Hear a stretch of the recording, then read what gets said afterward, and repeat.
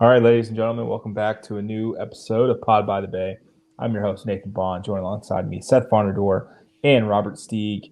Guys, it was an action-packed weekend in weeks since the last time we spoke.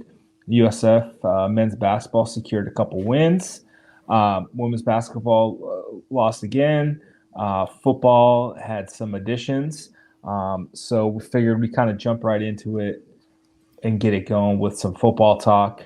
Um, USF had been without a defensive backs coach, a corners backs coach to be more specific, for a few weeks after Steeg so astutely pointed out that Matt Burkett was no longer on staff.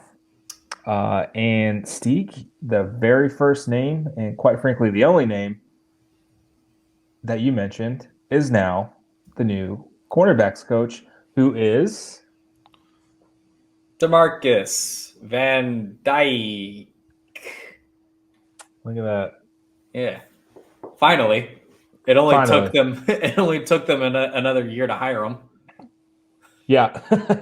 It's funny. Two hires who are now position coaches that we thought were going to be position coaches last year, right? Jack Taylor now at tight ends coach. We figured I think he was like one of the first hires by head coach Alex Golesh. We're like, okay, he could probably be a tight ends coach. Nope. Waits a year. Now he's a tight ends coach.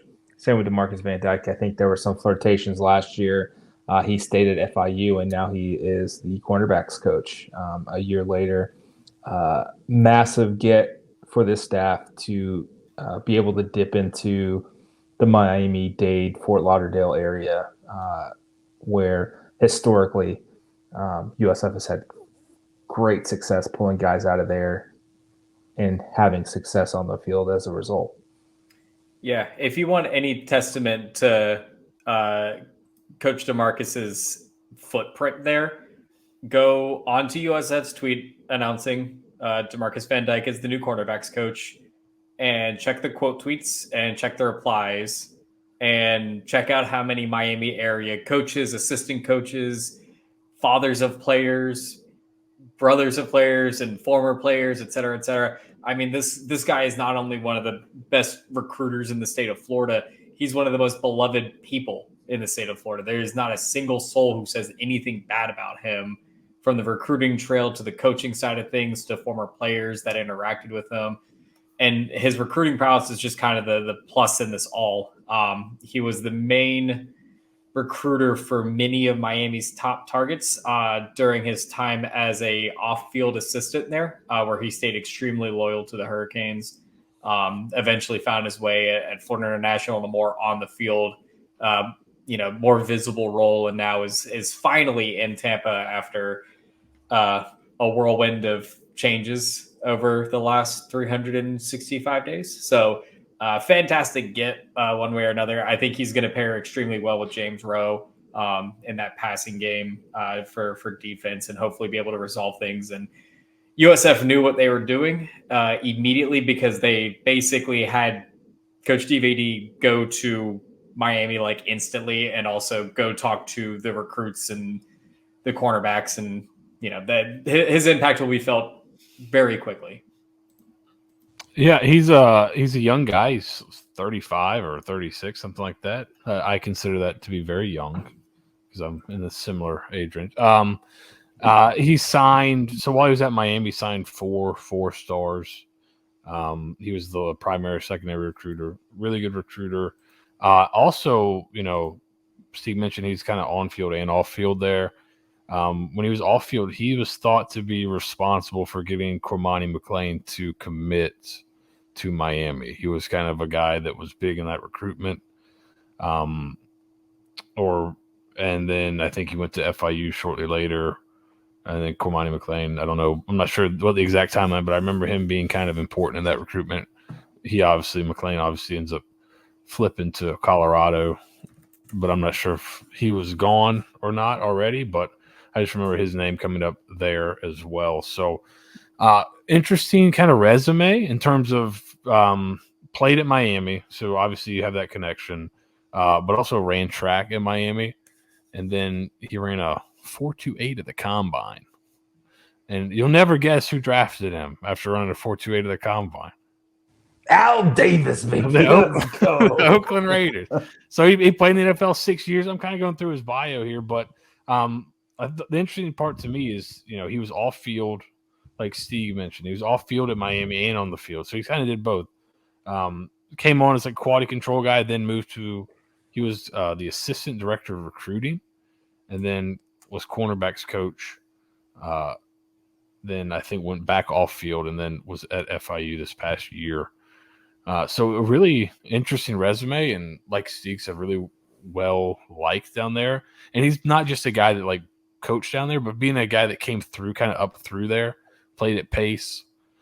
I think that's helpful too in terms of how you can sell yourself. You play in the NBA or the NBA, you play in the NFL, but you came up through kind of similar stuff to the guys you're going to be recruiting. So you can really sell that. And he's already got, one of the top tweets from a USF coach I've ever seen. So he's off to a fast start. If you guys didn't see it, his son, Demarcus Van Dyke Jr., was at USF, in the regalia, in the uniforms, and DVD quote retweets it and says, "You better commit, or I'm taking the PS5." So good. I mean, that's a damn fine way to start your tenure here at USF. Another piece of news that was kind of quite literally buried in that Demarcus Van Dyke release is the date of spring practice starting, March 5th. That is a Tuesday, March 5th. USF spring break is that following week, March 11th through the 15th. So just doing some basic math, if we're presuming and we're assuming the 30-day window to get 15 practices in during spring is still a thing. So if someone can fact check us, good Lord, in the comments, whatever, let us know. We would assume that either the 29th or 30th would be the spring game, because that's still within the 30-day window. It's like 30, maybe 34. March 5th to how? No, it's the 34-day window now. 34-day window. Yeah. Okay. 15 on-field practice sessions, no more than 12 involving contact, over a 34-day period with 20 hours per week of unrestricted activities. Okay, so that could bump into April 5th, April 6th, because the 31st of March is Easter this year. So that could get dicey getting folks in. So that could help out as well. So it's 7, 14, 21, 28, 29, 30, 31, 32. Yeah, so the 6th is 30-day 32, it looks like. So it could be in that range. I'll reckon it's either the 5th or the 6th. It was a Friday last year due to the Taylor Swift concert, I believe. So there's that. Was Taylor Swift on a Friday or Saturday? Or he probably did it all three. It was a Saturday and a Sunday at least. Oh no, it was a Friday, Saturday, and a Sunday, because I remember a lot of people. Or no, it was a Thursday, Friday, Saturday. Oh, okay. I gotta look this up. There it is. No, it was Thursday, Friday, Saturday. Yeah, you're right. Or Wednesday, Thursday, Friday. Something like that. So they didn't want to compete with that, which I get, because T Swift. Who would have thought that was the precursor? Taylor Swift making sure USF couldn't play football on Saturday was the precursor to her taking over football in general in 2023. We should have known. Truly blessed. Should have known. So that'll be fun. 15 practices, 34 days, starting March 5th. Year 2 under head coach Alex Golish. Signing day, I guess the late period signing day, February 7th, if I'm not mistaken. Correct? February 7th, right. Yeah. Sorry. I'm blacked out. So with that, Robert Steeg, there is a new commit on the board for this USF football team for 2024. Yeah, kind of a rare occurrence. USF added to the class of 2024 their top-ranked, top-rated group of 5 class in the conference and overall. They added another piece to that class of 2024. This one, James Chenault from Jones High School in... Is it from Jones? Why am I blanking?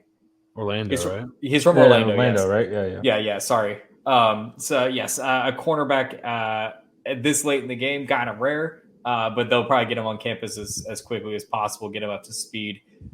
He was a 3-star, 85 overall, had other offers from Georgia Tech, Louisville, Ole Miss, Purdue, et cetera, et cetera. The Iowa State writer for 247 had basically USF and Iowa State as the 2 most likely destinations. USF ended up as the winner, the breadwinner in that situation. Demarcus Van Dyke immediately went and visited him, and that was kind of you know who else had an offer for him? FIU. Hey, look at that. Connections being made. I actually didn't know that. He had 27 tackles, 2 tackles for loss, and 5 interceptions this past year for Jones. Pretty good. He was a really standout defensive back for that team. So really nice signing, really rare. Again, at this time, USF was, in all intents and purposes, done with the class of 2024. Anything additional you're going to see from here on out is going to be walk-ons or potentially maybe even a gray shirt situation for some of these guys. But yeah, so pleasant little surprise. Now their top-rated group of 5 class just got even higher rated. So can I tell you? So USF's now 47th in the composite. Can I tell you who's 48th? Please. National runner-up Washington is 48. Hey, look at that. That's interesting. And BYU and Cincinnati round out the top 50, 49 and 50. So yeah, phenomenal class, one way or another. And they did it the right way, building it up through high school, taking bits and pieces of transfer portal. Again, I expect the class of 2024 high school to be done. They'll take walk-ons, and then after spring, after all the practices, when that spring window opens up, I'd imagine there's going to be some guys going out, and they might look to replace some of them. There are 2 things that I'm going to leave in the Ponderosa section to kind of tease here. So there are 2 additional things to keep in mind going forward for USF in regards to recruiting and what they're going to do going forward. But that is for the special episode. But yeah, all things good here. And I thought it was important. I think you put it out on Twitter earlier today, but even when you because there's been, USF had by far the best class in the G5, so the best class of the American. And there was some that were like, oh, well, you're not factoring all the transfers. You're not factoring all this. Tulane, look at all the transfers they've got in, right? USF still is number 1 overall in the conference by a decent margin. Tulsa's actually 2nd. Memphis is 3rd and Tulane's 4th. So when you combine high school and the portal, USF is still 1st, despite some other schools having better kind of maybe transfer portal or a little maybe splashier transfer portal windows. So great job by the personnel group and the scouting people and the coaches getting all these guys signed up. So good stuff. I think their team talent composition is going to be very high this year too. I'm trying to remember how to get to that on 247, but all fun things. This was a fun recruiting period for once. Yep. And as a specialties, we kind of wrap up the football section here. Seth and I will be in Orlando February 9th, 10th, and 11th for the Nike Coach of the Year clinics, where Billy Napier, Pat Narduzzi, Mike Norvell, Mac Brown, Steve Sarkisian, Jason Candle, Kalani Sataki will be talking, as well as Andrew Warsaw, Gio Corderis, Effie Levy, and I believe one other, Jeff Jones. Some USF staffers will be there kind of discussing NIL things, roster building. Let me take a look at Saturday night, I think. The NIL world, bull strength program, roster management, building men off the field. and that is preceded right before Andrew Warsaw talks. He's going to be the first one talking. Uncle Luke will also be in attendance on Saturday, so super excited, as well as former Bull Danny Verpel, who will be talking, safeties coach at Army. So we'll be there. We'll have a lot of stuff in the Ponderosa, kind of discussing everything that we see and hear that weekend. But just another reason why you should join the Ponderosa. We're spending the $100 to do it, so you guys don't have to. Yeah, it should be a lot of fun, and then we'll probably so we'll be hitting that one up, and that'll give us, I think, a nice. They're sending kind of the off the field guys to that one. And then there's also a Glazer clinic in March that I'll be going to. I'm not sure if Nate's going to that one yet. I'm not sure if we can get cleared for 2 football clinics and back-to-back months, but I'll be hitting that one up too, and that'll have – there's already a few coaches from USF kind of on that. So that'll be – the next couple of months we'll get hopefully some good information from them. I'm really interested to see – I would love to see them do a local clinic, but they don't want to share too much on that offense, I think. So we shall see.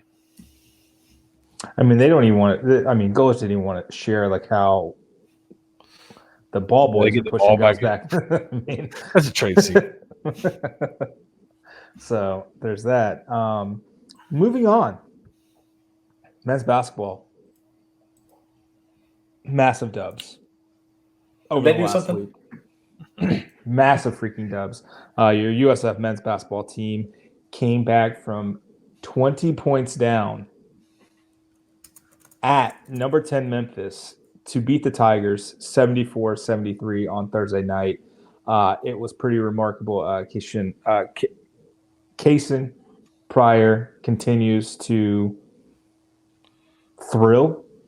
He didn't have a great shooting night, yet he still went. I think he was 9 for 10 or 9 for 11 from the free throw line, and kept the Bulls in it. And they were able to pull it out. He hit the game-winning free throw with 4.4 seconds left. Just a quality win. And then to follow that up with another quality win where they were down for quite a while against Wichita State, took the lead, and then that took the lead with I think 12 minutes left in the game, and never relinquished it, winning 72-68. Talk about Wichita being a massive letdown game potential right there, to sneak out and pull out that win in conference. They moved to 4-1 in the conference for the first time in over 20 years. Hat tip Derek Sharp for that note. The Bulls are now 11-5. They've won 3 straight, 10 straight games over 70 points. They are 11-1 when they score more than 70 points. It's been a fun ride so far as we get into the late stages of this season. Yeah, it's been a wild ride. I think everyone wasn't fully prepared for what this ride was going to look like after the first 5 or 6 games of the year, starting off as sluggish as they did against Maine and Central Michigan, Hofstra, and UMass. A lot of people probably had a lot of questions about how this team was going to function. Who's going to step up, especially because some of these transfers are they were plug and play transfers in Coach Amir's system, who were just not producing. But patience pays off sometimes for the Bulls, and this is one of those prime times that it does. They're winning in ways that I think a lot of fans aren't quite used to. I think there was a lot of joking, a lot of serious chatter about, oh my gosh, coming out of timeouts, they're calling plays. Like there's designed plays coming out of timeouts. There's designed, things happening around this program and around this team. And it's welcomed to see. But more importantly, again, even throughout this entire thing in those 2 games, watching Coach Amir's demeanor on the sideline is it's so refreshing. I know everyone loves the coaches that yell and get in their players' faces and, do all this and that and try to make their presence felt on the sideline and everything. But the man is just so calm and just feels like it's going to work. Like there's no panic to anything. when they take a big lead, there's no panic. It's just keep on chipping away, do the right things. When they're down big, it's okay. We're going to chip away. And there was no better testament to that than that Memphis game. I mean, down by 20 points, pretty handedly. ESPN had it at a 99.1% chance that USF was going to win that game. And I think it was 52-32. And then at the under 12, they showed Coach Amir in the huddle. And at first I was like, oh, he's, they're cooked. He's just kind of calm. He's not really, doing as much in that huddle. Like, he's not yelling at his guys for being down 20 in the second half. No, the entire time we're going to chip away at this. We're going to play good defense. We're going to play sound defense. They're going to make mistakes. We're going to capitalize on their mistakes. Lo and behold, I mean, Penny Hardaway, God bless him, was basically saying they ran the same thing over and over and over those last 12 minutes, and we could not stop it. In basketball, like in football, it's one thing, but in basketball, when you're getting beat by the same couple of plays over and over again, like, come on, like you can't say that. Yeah, it's not a good look. The inbound play to get the final free throws was beautiful. I'm almost tempted to do a film room and try to learn some basketball because it was so nice. Yeah, just having two guys come to the ball at different times, and then the defense jumps both those guys and leaves Pryor wide open in the middle of the lane. Really, really cool design. And I'm sure that was probably like the third option of it too. Maybe, I don't know. It was awesome. Almost get yourself a free dunk, but get the free throws at the end there. So yeah, that was a nice finish. And it's always, it's good when you see like your coach is calm, and then also like he can dial something up at the end of the game to get a guy that open. It gives you a ton of confidence. I'm sure. I know as a fan, it gives you a ton of confidence. I can't imagine how the players are feeling as the season goes. Like, oh, this guy is really, legit. So it's not just a great sales pitch. He can coach it up. So, yeah, man, that's awesome. It's good to see, and there's a lot of excitement right now about basketball. I don't want to say that last free throw on purpose. It's not a bad. It's not a bad idea, but. But what were we gonna say, Seth? I was gonna say it's. I don't want to take credit for us talking about basketball for the first time in like 2 years. The other on the pond, like for an extensive amount of time, a deep dive into basketball. We haven't done many of those because it hasn't been really, it's been like, yeah, they're not very good. So we'll see what happens. There's actually some kind of things to look at, so that's fun. So I don't want to take credit, but we did do the Ponderosa deep dive on the basketball, and they beat Memphis right away. I don't know. Feels like there's something to it. I don't know. I mean, it kind of does feel like there's something to it. Players might have credit, but I don't know. Barely. Like 84% us for sure. That's where I kind of draw the line. But this team plays. By the time you hear this, I think this is gonna post on Wednesday. I'm just gonna make that executive decision. This is gonna be the first one to post this week. Actually, we may have to post both if we're gonna do analytics and they play a game tomorrow. We might have to double dose it. We may have to double dip Wednesday. The Bulls travel to Temple to face the Owls. It'll be another road test. First chance to kind of get their sea legs after a big road win. Kind of competing against they're fine. Temple's fine. I think they're Ken Palm. If I had that pulled up, because it logged me out, of course. 234. 234. 59% chance of winning. We'll get into deeper stats of that. Temple is currently. What is their current record? Not great. They've lost 4 straight. They got beat by Rice. They lost to SMU. They lost to North Texas. They lost to ECU. I don't like playing a team that's on a losing streak while you're on a winning streak. You know, Yeah, Something's got to give, right, Steve? I feel like something's got. I don't like it. yeah. I don't think things are gonna change. But God bless them if they do. With that, we're going to record a Ponderosa special of just advanced stats, Ken Palm. We're going to dive deep into the shot quality that I think probably affected the Memphis game, as Memphis shot nearly 50% from the field in the first half when they built like a 15-point lead, and shot only 33% in the second half where they blew a 20-point lead. I think there may be some correlation there, folks. With that, tell your friends about the pod, about the Substack, about the Discord, about the Patreon. Tell them everything. Let them know we're the best thing smoking. Let's, Fun series on Substack going right now. The top 10 plays of the football season with a great write-up from a friend of the show.